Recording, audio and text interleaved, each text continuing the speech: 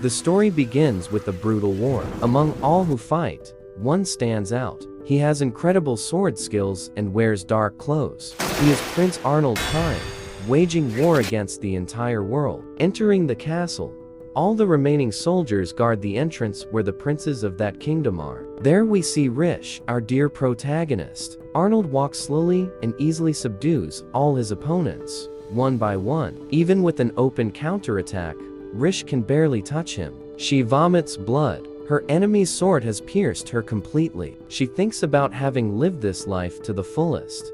But in the next, thus, time rewinds. It goes back to the time when she was rejected by her fiancé, a prince. But she simply accepts and dismisses that prince as if he were not important at all. She leaves and thinks about having returned again. This is her 7th life. She can still remember her first life. She was genuinely surprised when rejected by that prince. He accused her of various false crimes, and as a result, her own parents abandoned her. She was left to the mercy of the streets, wandering aimlessly until she fell to her knees on a dirt road, wondering what to do now. This is how she encounters the traveling merchants. The leader of that group asks Rishe if she would like to join them and go to the next city. Her group mocks him, but he says he can judge people. He admires Rishe's clothes. Even in the moonlight, the fabric is beautiful. Just by looking, he guesses where those clothes are from, saying that she must be a noble. In response, she takes off her ring and offers it for sale,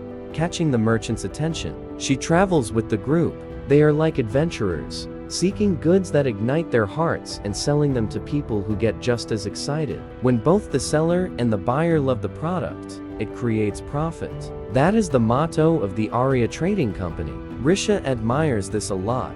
The merchant sees that she likes it, and that she is like a blank canvas. He invites her to journey with them. She is no longer bound to a prince. She can go wherever she wants. She likes the motto of these merchants. Thus, in her first life, Rishe learned about trade with Tully, the leader. Later, she embarked on a new journey alone, awakening a hidden dream of knowing and visiting all the countries. When there was one country left, she got involved in a war and ended up losing her life. So, she returned to her checkpoint for the first time. She is surprised by all of it. She thinks it's a dream and pinches her cheeks. She sees that all of it is indeed real and thinks it's a second chance God has given her. She remembers that in her past life, the only thing she regretted was not taking more personal belongings with her, resources to use as merchandise. She is eager to see Tully and the Aria Trading Company again, but when she arrived at the destination, they had already moved on. She took too long gathering her things. Not knowing what to do,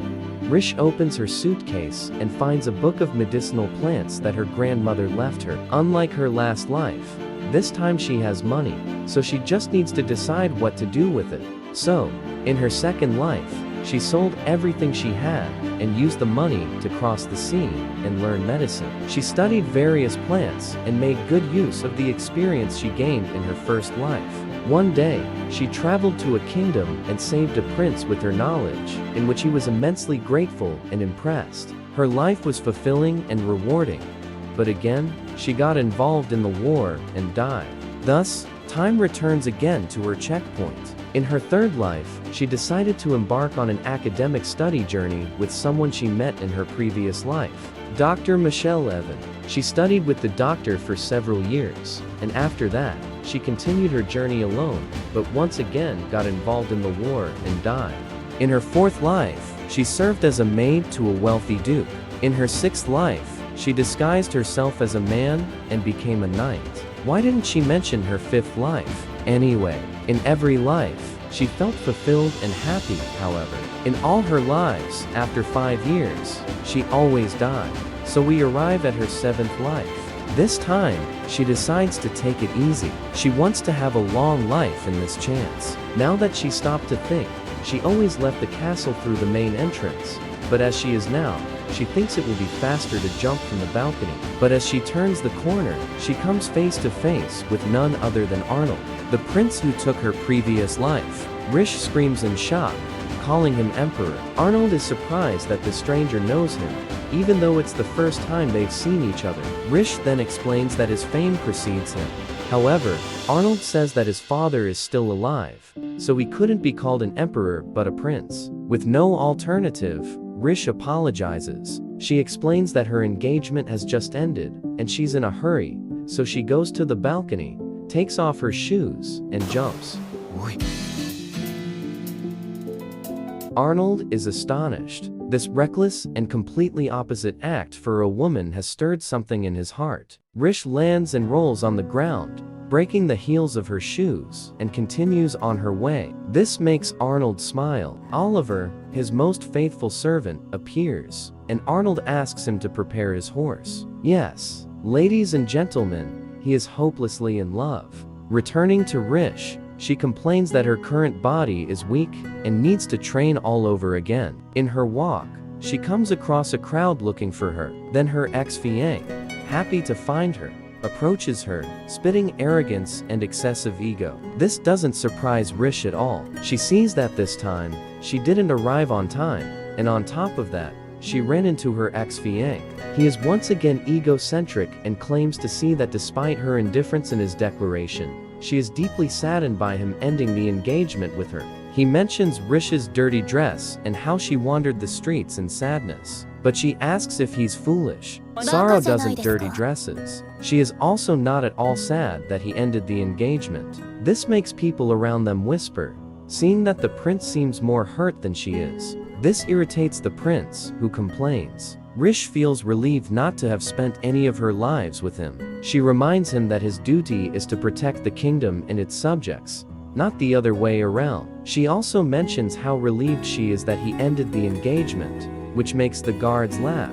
Then, the new suitor of the prince, Maiden Marie, appears, telling Rishe to stop treating her prince badly. The prince claims he heard that Rishe made her cry, and that he won't forgive that. Rishe says there's no problem. She will comply with the engagement cancellation decree. She recalls that all she sought until now was to be the bride of the heir prince, thinking that was the most she could achieve as a woman. But now, she sees that she can find her own worth, and has everything for it. So, she says she doesn't need the prince for anything, making him stagger. Rishe also tells Marie that she doesn't know what lies she told to incriminate her, but she doesn't feel anger about it. She sees that Marie seeks the well-being of her family through the marriage. Rishe warns her that if her future is not desired by herself, it will never make sense. It is possible to find happiness for her family and herself as well. Thus, she leaves and thinks about what she will do this time. The prince orders the guards to rest her,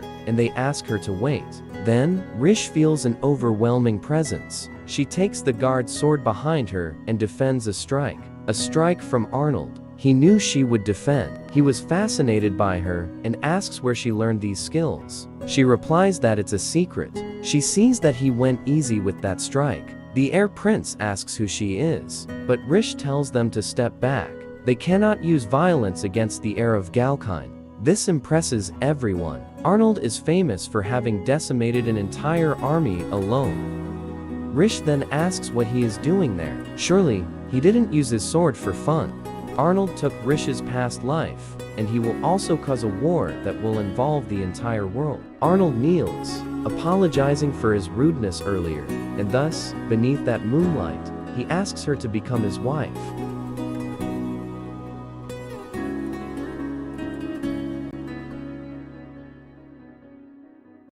This video has come to an end. Don't forget to leave a like if you like the video and comment here if you want to continue. See you soon, until next time.